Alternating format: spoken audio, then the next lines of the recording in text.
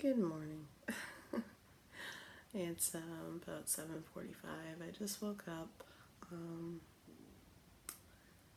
hmm. I don't really have anything in mind. I just felt like I should add something else, so I'll just talk like I do, and that'll be that. Um, I feel like I should say something deeply profound that will bring meaning to existence. But the truth is, you just have to find your own. there's there's a billion different meanings out there. Um, Actually, there's as many meanings as there are people. Really, as long as there have been people, there have been people with their own ideas about what this means. We have the ability to think, and and think deeply, introspect, probably in a way that's deeper than any animals on the planet. Um, Considering what we can turn that into, what we have the ability to make that into, um, and the destruction we can do with it, obviously, but because of this, we take this ability and this introspection, and we also take what's outside our society, our groups, and the people that came before us, and we listen to them.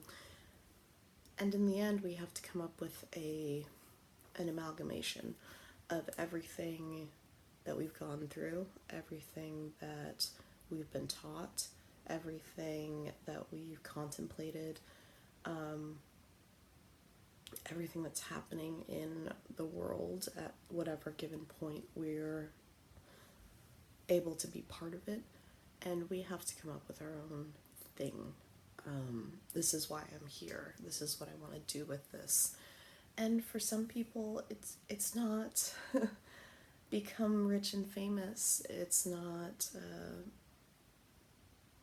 to rule anything. It's not to really make any huge changes. It's just to live. And that's most people. Just trying to find a way to get through, and finding a way to feel vital in their day to day, and then also finding a way to explain in their head what happens after. Um, and that's usually many times given to us by our elders and society as a whole. This message of what comes afterwards. Um, there are a few major religions in the world that can offer hope, and it's some of the hopes are very beautiful. The idea of reincarnation, of coming back again, of trying again, of learning and growing each time, hitting a new level until you reach some sort of nirvana or enlightenment or whatever you might reach, wherever you might go. There's the idea of a heaven, of a place where everything that we wanted, everything that we need, in everything that would bring us peace, we finally get. And that's beautiful. There's a lot of afterlives. There's Valhalla. There's a hall of warriors.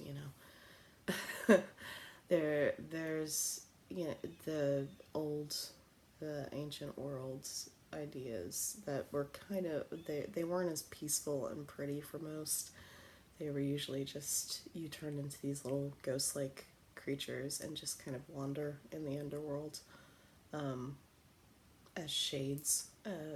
Not really a fun, happy thing, but there's the ancient Egyptian weighing the heart against a feather to see if it's lighter than a feather. Um,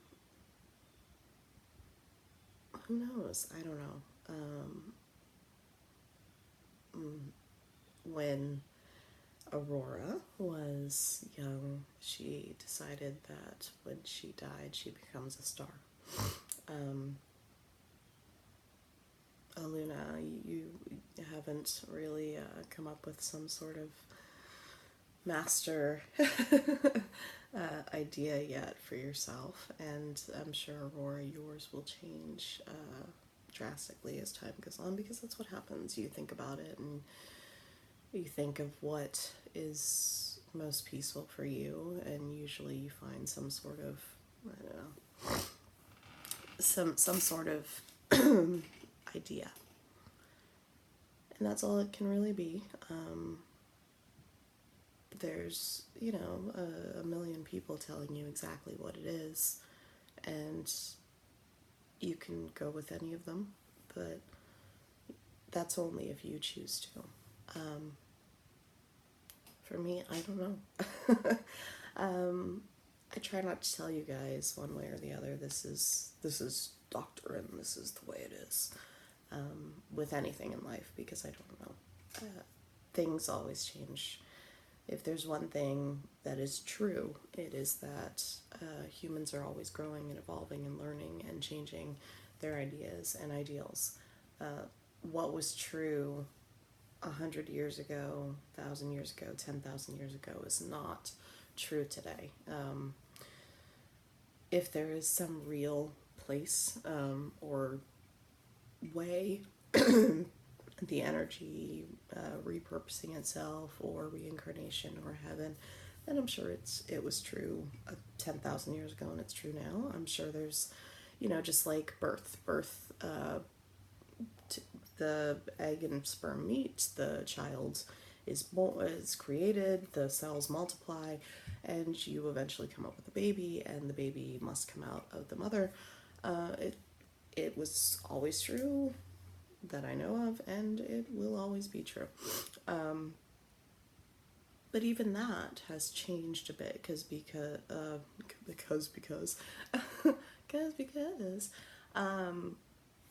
but many years ago, we would have come from the water. The way in which the mother carries the baby, by necessity, changed with becoming human. So evolution changes things even. So I can't offer you this pinpointed idea of what happens. I wish I could. I wish I had something, because I wish I had it for myself. I would love to have some, I know this to be true. I want something beautiful. I want something, even more so now, having children, I want you guys to have something beautiful. I would love to be able to tell you something and to know it to be true. But I haven't sat down and had a conversation with some entity. I haven't had any answers handed to me from something superior to the human race. So there's very little that I can give you in the after of all this. And there's very little that I can give you in just the living of this life, that I can say, this is how to live the perfect life. This is how to be perfectly happy, because people are not perfectly happy.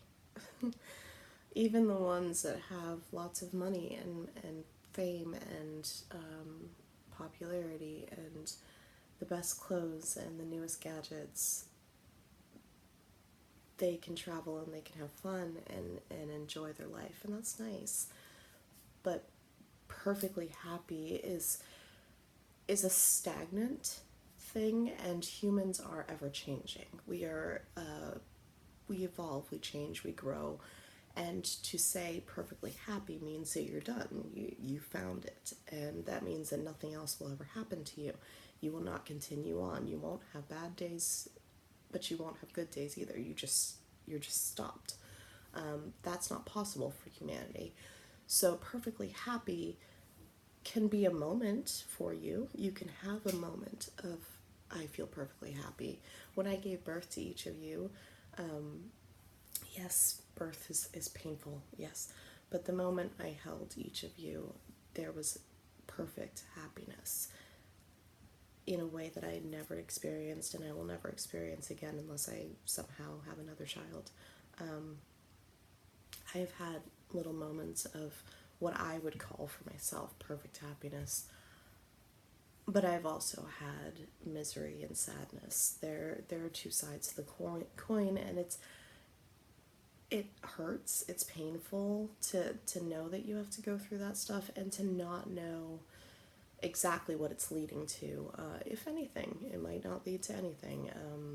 As far as like looking out into nature, kind of feels like things are born and they die, and then other things come and replace them, right? So like a tree, a bug, a squirrel, they live their life cycle, and when their time is done, they die. And for a tree, it's a long time usually, unless we cut them down. For a fly, it's a very, very short time, and they live long enough to spread themselves, to multiply, to make more of themselves, to procreate, and then they die. And it doesn't mean that their lives weren't important. It just doesn't necessarily mean that they're going somewhere else. So I don't know. I wish I had an answer. I really hope that there's something else. It would be nice. It freaks me out, the idea of just stopping.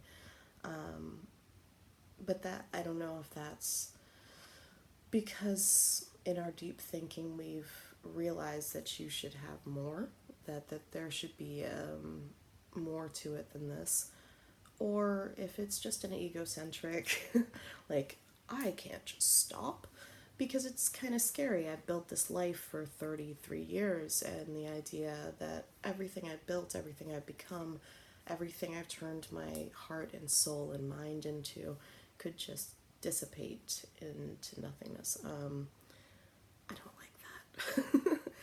It doesn't make me feel good, so I like to believe in other things. I don't know, I don't like to say this is what I believe completely, but I am very open to different ways. I'm open.